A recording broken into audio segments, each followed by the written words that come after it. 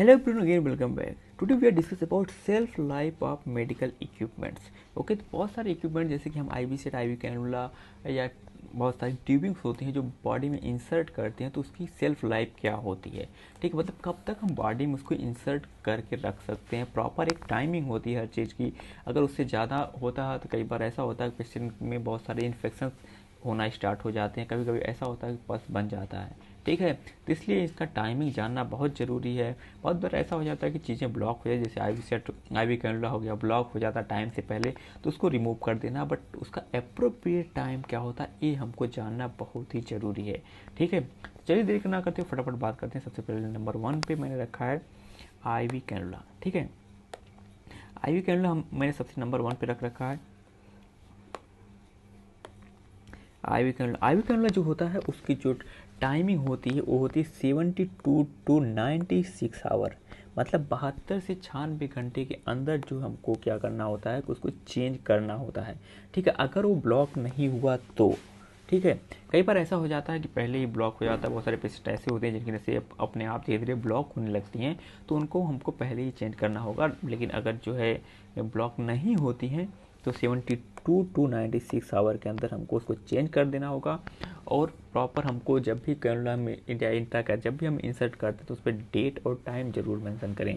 ठीक है, for patient safety के लिए. और आई वी कैनुला की बात करें तो जो होता है कि जो 14 गॉज से स्टार्ट होता है. ठीक है, 14 गॉज से स्टार्ट होता है और सबसे छोटा जो होता है वो 24 गॉज का होता है. जैसे जैसे जो नंबर बढ़ते जाता है वैसे नीडल की साइज जो छोटी होती जाती है और पतली होती जाती है. और जैसे जितना कम गॉज नंबर का कैनुला होगा उतनी ही नीडल जो है मोटी होती है और बड़ी होती है. ठीक है, यहाँ पर आप देख सकते हो 14 गॉज का जो है वो रेड कलर का इंट्रा का था, उसकी सबसे ज़्यादा जो है क्या कहते हैं नीडल लंबी और मोटी होगी. ठीक है, उसको हम इमरजेंसी कंडीशन में यूज करते हैं. नेक्स्ट पे चलते हैं.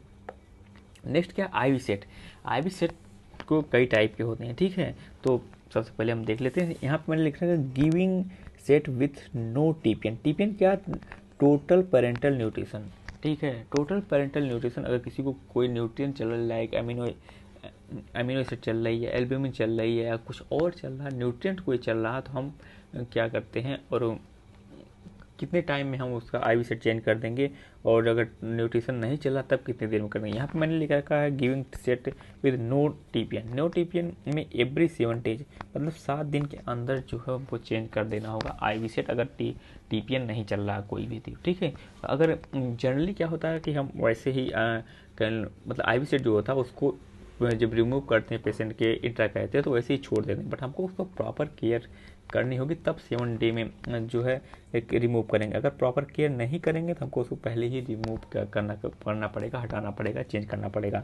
ठीक है, giving set with TPN and in line filter. ठीक है, अगर हम टोटल पेरेंटल न्यूट्रिशन दे रहे हैं, जैसे कि मैंने पहले बताया अमीनो एसिड या फिर कोई और एल्ब्यूमिन दे रहे हैं या कुछ भी और दे रहे हैं, तो हमको क्या करना है, with every new day of nourish, मतलब डेली जो है अगर दे रहे हैं या पर बैग के अकॉर्डिंग, अगर जैसे कि जो भी अगर कोई बॉटल आ रही है तो उसके अकॉर्डिंग हमको चेंज करना होगा जो अपना आई वी सेट, अगर कोई न्यूट्रिशन दे रहे हैं तो पेशेंट को. ठीक है, और नेक्स्ट है giving set with in line filter and no TPN. In line filter, कभी कभी अगर आपको ब्लड चढ़ा होगा तो आपने देखा होगा आई वी सेट के अंदर एक छोटी सी जाली सी चीज़ होती है, मतलब जो यहाँ पे उसको हम बोलते हैं इन फिल्टर होता है. ठीक है, उसको क्या करना होगा एवरी 96 आवर के अंदर उसको हमको चेंज करना होगा. ठीक है, अगर उसमें इन फिल्टर लगा हुआ है तो. ठीक है, इसके बाद क्या, needle less connectors extension set. अगर नीडल लेस है जैसे कि ए, इसको नीडल को हटा देंगे, नीडल लेस है. ठीक है, और वो इंटरकैथ के अंदर हम उसको ऐड कर दें, उसको भी हम क्या करेंगे एवरी 7 डेज के अंदर जो है उसको हम चेंज करेंगे. ठीक है, और नीडल लेस कनेक्टर सेट और 3 वे, मतलब ट्राई वे होता है. ठीक है, इस तरीके से होगा, ट्राई वे होता है. ठीक है, इस तरीके से होता है ट्राई वे, इस तरीके से नहीं होता है. जनरली कैसे होता है, ऐसे होगा, फिर वहाँ से ऐसे कनेक्ट होगा. ठीक है, यहाँ पे जगह होती है, यहाँ पे हम नीडल से मेडिसिन इंसर्ट कर सकते हैं. ठीक है, कभी मैं वार्ड में देखेगा तो मैं दिखाऊंगा आपको किस टाइप का होता है ट्राई वे. ठीक है, चलते हैं नेक्स्ट पे. नेक्स्ट क्या अपना क्या है, नेजो गैस्ट्रिक ट्यूब. नेजो गैस्ट्रिक ट्यूब हम उसको एनजी ट्यूब भी बोलते हैं। उसको क्या होता है कि जो हम नाक से एक ऐसा कर लेंगे नली डालते हैं सीधे आपके पेट में, ठीक है। अगर कोई भी पेशेंट एनपीओ पे है, मतलब कि डायरेक्ट माउथ से नहीं खा सकता है, जैसे उसको कोई कैंसर हो गया हो या कुछ और हो गया, वोमिटिंग आ रही हो, अगर मुंह से कुछ भी खा रहा है, तो दैट कंडीशन हम क्या करते हैं कि नेजोगैस्ट्रिक ट्यूब डालते हैं। अगर पेशेंट अनकॉन्शियस है या बहुत लॉन्ग टाइम बेड रीडन है, तो ऐसी कंडीशन में हम क्या करते हैं, एनजी ट्यूब डालते हैं। तो इसमें क्या 3 कैटेगरी के आते हैं वो, ठीक है। एक आता है पीवीसी, पीवीसी यानी प्लास्टिक का होगा, एक पॉलीयूरेथाइन का आता है और एक सिलिकॉन का आता है। सिलिकॉन कोई भी चीज़ आएगी उसकी लाइफ टाइम हमेशा ज़्यादा ही होगी, ठीक है। तो इसमें क्या होगा, पीवीसी का आएगा तो इसमें अप टू 2 वीक, मतलब 2 वीक के अंदर उसको हमको चेंज कर देना होगा, यानी कि 12 दिन के अंदर हम उसको चेंज कर देंगे, ठीक है। पॉलीयूरेथेन है तो उसका क्या होगा, up to 6 week it guarded for properly, मतलब जो होगा 6 वीक, मतलब 6 हफ्ते तक उसको हम लगा के रख सकते हैं। और सिलिकॉन का सबसे अच्छा होता है, जल्दी ख़राब नहीं होता और इसमें इन्फेक्शन के चांसेस भी बहुत कम होते हैं। तो क्या होगा, अप टू 6 वीक, मतलब 6 वीक से ज़्यादा तक हम इसको लगा के रख सकते हैं अगर प्रॉपर केयर कर रहे हैं तो, ठीक है। इसके बाद हम नेक्स्ट पे चलते हैं। देखिए यहाँ पे एनजी ट्यूब, यहाँ पे मैंने एक पिक्चर भी ले रखी है। नेजोगैस्ट्रिक ट्यूब जो होता है वो इस टाइप का होता है और इसको क्या करते हैं, हम इंसर्ट करते हैं नोज के थ्रू और सीधे पेशेंट के आ गया, स्टमक में आ गया, ठीक है। तो दैट कंडीशन, पेशेंट को मुंह में कुछ हो गया, जैसे कि कैंसर हो गया या पेशेंट अनकॉन्शियस, हमको उसको न्यूट्रिशन तो प्रोवाइड करना ही है, ठीक है। मतलब काफ़ी लंबे टाइम तक हम उसको आईवी फ्लूइड के बेस पे नहीं रख सकते, इस वजह से हमको उसको जो है क्या करना होगा कि इनडायरेक्टली जो है उसके पेट में कुछ ना कुछ तो डालना होगा। इस कंडीशन में हम क्या करते हैं, एनजी ट्यूब या नेजोगैस्ट्रिक ट्यूब हम इंसर्ट करते हैं पेशेंट को, ठीक है। इसके मेजरमेंट का जो तरीका होता है उसका होता है nose to ear, ear to फिर जिफॉइड प्रोसेस। जिफॉइड प्रोसेस जो होता है आपके चेस्ट के नीचे, जैसे आप हाथ रखेंगे जहाँ पे थोड़ा सा मतलब यूँ कहें कि गड्ढे टाइप का होगा, उसको जिफॉइड प्रोसेस करेंगे, ठीक है, कहते हैं, ठीक है। जनरली क्या होता है कि एनजी ट्यूब पे जो मार्किंग बनी होती है कहाँ तक इसको इंसर्ट करना है, बट अगर हम नहीं बनी है तो उसका मेजरमेंट का तरीका nose to ear, ear to xiphoid process, ठीक है। हम क्या करते हैं इसके बाद इंसर्ट करने के बाद इसके कई सारे कंफर्मेटरी टेस्ट हैं, उसको अलग से बताऊंगा मैं। और इसको क्या करेंगे, यहाँ पे 50 ml की सिरिंज लेके इसमें जो है फीडिंग जो भी हमको लिक्विड चीज़ें डाल सकते हैं यहाँ से, ठीक है, सीधे आ जाएगा अंदर पेट में, ठीक है। चलते हैं नेक्स्ट पे। नेक्स्ट है अपना क्या, इंडोट्रैकियल ट्यूब। इंडोट्रैकियल ट्यूब का यूज या ईटीटी ट्यूब का यूज तब करते हैं अगर पेशेंट की कंडीशन बहुत ज़्यादा सीरियस है, वो खुद से ब्रीथ नहीं कर पा रहा, सांस नहीं ले पा रहा, दैट कंडीशन में हम क्या करते हैं कि जो ईटी ट्यूब है इसको हम पेशेंट के ट्रैकिया में डालते हैं, ठीक है। ईटी ट्यूब को इसमें भी फ्रेंच के अकॉर्डिंग आती है, अकॉर्डिंग टू मतलब चिल्ड्रेन या अकॉर्डिंग टू एडल्ट आती है। यहाँ पे आपको क्या लगा हुआ है, एक बैलून लगा है, इसको डालने के बाद हम यहाँ से इन्फ्लेट कर देते हैं, ठीक है। ईटी ट्यूब क्या होता है, typically remove with in 14 days और आफ्टर प्रोसीजर और when the patient condition improve. अगर पेशेंट की कंडीशन इम्प्रूव हो जाती है तो हम रिमूव कर देंगे, अगर नहीं इम्प्रूव होती तो 14 days तक लगा के हम रख सकते हैं, ठीक है। या कोई और ऑब्स्ट्रक्शन आ जाता है तो हम दैट कंडीशन में क्या करेंगे कि ईटी ट्यूब को रिमूव कर देंगे या चेंज कर देंगे, रिप्लेस कर देंगे, ठीक है। या जो कई सारे हॉस्पिटल की अपनी अपनी पॉलिसी होती है उसके अकॉर्डिंग हम यूज करते हैं, ठीक है। तो ये आपका ईटी ट्यूब होगा। ईटी ट्यूब ध्यान से देख लेना, एक कई बार जो है ऑस्की में पूछा जाता है ड्यूरिंग वाइवा, ठीक है। चलते हैं नेक्स्ट में। यहाँ पे देख सकते हो आप ईटी ट्यूब, मैंने एक पिक्चर लगा रखी है ईटी ट्यूब, ये आपका ट्रैकिया है, ट्रैकिया में हमने इंसर्ट कर दिया यहाँ पे, ठीक है, विद लैरिंगोस्कोप। लैरिंगोस्कोप शायद आपने लोग देखा नहीं होगा या बहुत सारे स्टूडेंट जो अभी न्यू एडमिशन लिए उनको नहीं पता होगा लैरिंगोस्कोप के बारे में, ठीक है। इधर से आपका जो इसोफेगस है यहाँ से, और ये जो आपके ट्रैकिया है, ठीक है। ये देखिए यहाँ पे वोकल कार्ड है, ट्रैकिया, ये लंग्स हो गया आपका। इंडोट्रैकियल ट्यूब ये रही आपकी, ठीक है, इंडोट्रैकियल ट्यूब प्लेसमेंट। चलते हैं नेक्स्ट पे। नेक्स्ट क्या है, urinary catheter. Urinary catheter that condition हम यूज करते हैं अगर पेशेंट लॉन्ग टाइम तक बेड रिडन है या कोई सर्जरी हुई है उसकी, मतलब वो मूव नहीं कर सकता एक जगह दूसरी जगह, या ड्यूरिंग सर्जरी जो कोई सर्जरी करनी हो, दैट कंडीशन में क्या करते हैं, यूरिनरी कैथेटर का यूज करते हैं, ठीक है। कई टाइप की यूरिनरी कैथेटर मतलब 3 टाइप के होते हैं generally. Intermediate catheter, intermediate short time के लिए होता है, जैसे कि यहाँ लिख सकते हैं separately to drain the bladder and then the remove. मतलब कोई प्रोसीजर करना हमको, मतलब तुरंत के लिए अगर ब्लैडर को क्या करना होगा, खाली करना हो, दैट कंडीशन में हम इंटरमीडिएट कैथेटर का यूज करते हैं। ठीक है, ये टेम्परेरी होता है। इसके बाद क्या है, इनवेल्डिंग कैथेटर या वॉलिस कैथेटर। ये जनरली हमेशा यूज किया जाता है। आपने देखा होगा बहुत बार पेशेंट को लगे हुए बहुत सारे ग्रीन कलर या ऑरेंज कलर, बहुत सारे कलर के देखे होंगे। ठीक है, ये जो होता है इसमें दो टाइप है, शॉर्ट टर्म और लॉन्ग टर्म। शॉर्ट टर्म क्या होता है, अप टू 2 वीक तक लगा के रख सकते हैं, 14 डेज तक लगा के रख सकते हैं मिनिमम, प्लास्टिक वाला पीवीसी जो जनरली यूज किया जाता है। ठीक है, और लॉन्ग टर्म जो होता है वो होता है 2 weeks depending upon the hospital protocol and catheter type. ठीक है, किस टाइप का, अगर ये सिलिकॉन का है, ठीक है, सिलिकॉन का है तो उसको हम क्या कर सकते हैं, 14 डेज से ज़्यादा तक भी लगा के रख सकते हैं, और उसका जो 3 मंथ तक भी लगा के हम उसको रख सकते हैं अगर सिलिकॉन का कैथेटर है तो। ठीक है, अगर पीवीसी का है तो उसको हम 2 वीक से ज़्यादा नहीं रखेंगे, क्योंकि दैट कंडीशन क्या हो सकता है, ऑब्स्ट्रक्शन हो जाता है। कई बार ऐसा होता है कि उसको इन्फ्लेट करने के बाद दोबारा हम उसको रिमूव करने की कोशिश करते तो वो होता ही नहीं है। एक कंडीशन हमारे ऐसे केस हमारे सामने आ चुका है। ठीक है, अगर ऐसी कंडीशन आती है तो हमको सर्जरी ही करनी पड़ेगी, इसके अकॉर्डिंग, इसके बिना हम निकाल नहीं सकते उसको। ठीक है, चलते हैं नेक्स्ट पे। यहाँ पे आप देख सकते हैं ये रहा आपका यूरिन कैथेटर। ठीक है, ये है बैलून जो हम यहाँ से इन्फ्लेट करते हैं इसको 10 ml तक स्टाइल वाटर डाल के। ठीक है, ये ड्रेनेज ट्यूब है आपका, ये यूरिन पोर्ट है, यहाँ से हम कनेक्ट करते हैं यूरिन बैग को, यहाँ से हम बैलून को इन्फ्लेट करते हैं। ठीक है, और ये आपका ब्लैडर ओपनिंग है, यहाँ पे आइज होती हैं तो। ठीक है, और ये आपका रहा यूरिन बैग। ठीक है, नेक्स्ट पे चलते हैं। नेक्स्ट क्या, सुप्रा प्यूबिक कैथेटर।